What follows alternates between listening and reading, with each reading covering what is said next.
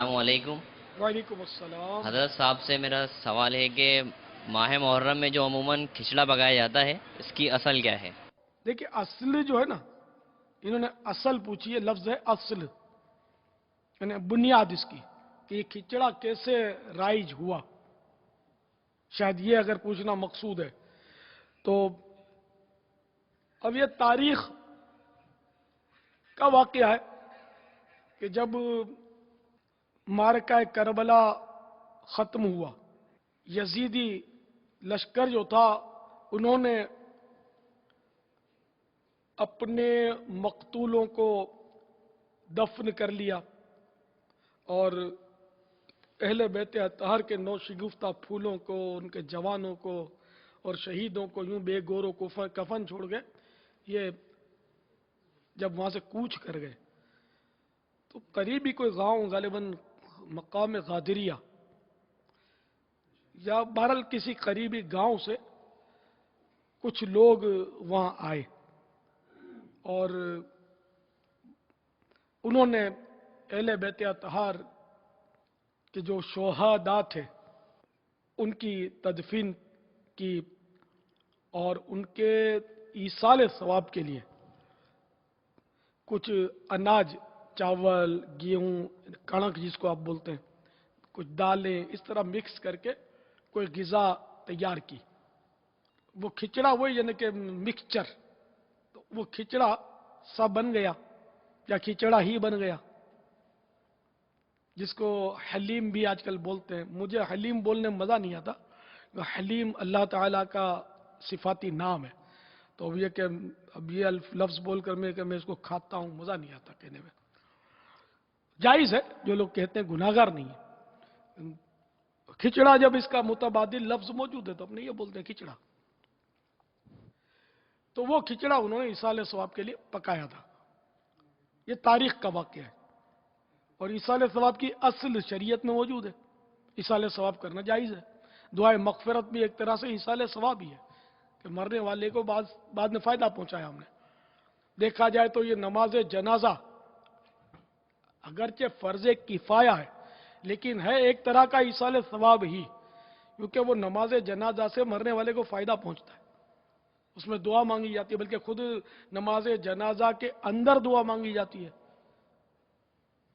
اس میت کے لیے بھی دعا مانگی جاتی ہے۔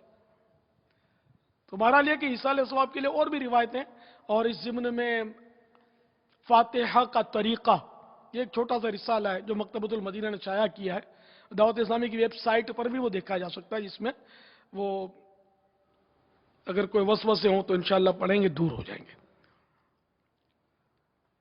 اور مسلمان کو کیا وسوسے آئیں گے؟ تو مطلب مر گیا مردود، نہ فاتحہ نہ درود والی بات ہوتی ہے نا، تو اپنے تو بات مسلمانوں سے کر رہے ہیں، تو مسلمان ایصال ثواب قائل ہوتا ہے، ایک دوسرے کے لیے مغفرت کی دعا کرتا ہی کرتا ہے۔ تو یہ ہے اصل کھچڑے کی ایک تاریخی مطلب بات۔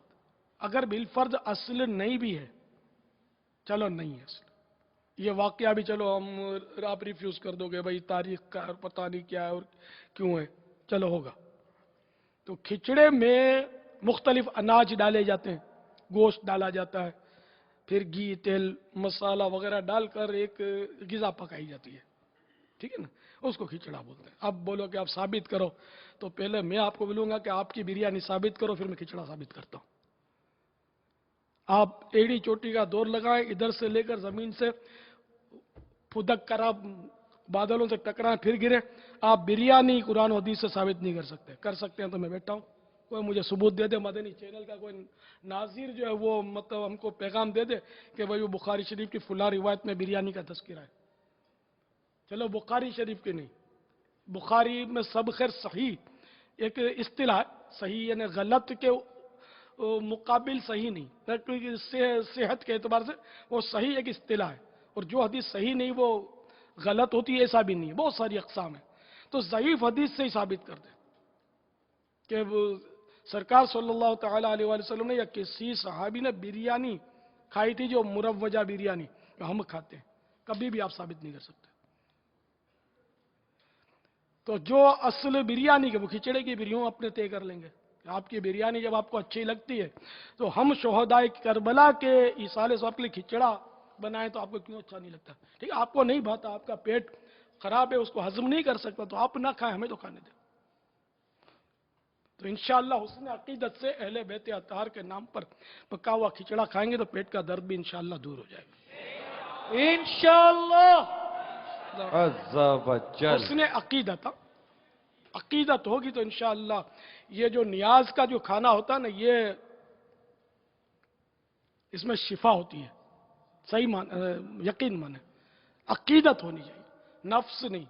اب یہ کھچڑا اپنے کو من پسند ہے تو اب وہ تبرک کہہ کر وہ ڈال دیا، ڈالتے گئے انڈیلتے گئے، پتہ چلا کہ صاحب وہ آنتیں بھر گئیں اور یہاں تک گلے تک آ گیا، پیٹ سارا بھر گیا اور دل نہیں بھرا، تو اس کا پھر کوئی علاج نہیں ہے۔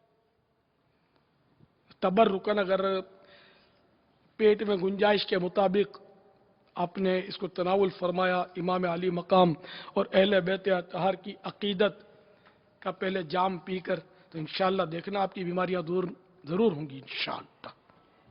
واللہ تعالی اعلم ورسولہ اعلم عز و جل وصلی اللہ تعالی علیہ وآلہ وسلم۔ صلو علی الحبیب صلی اللہ تعالی علی محمد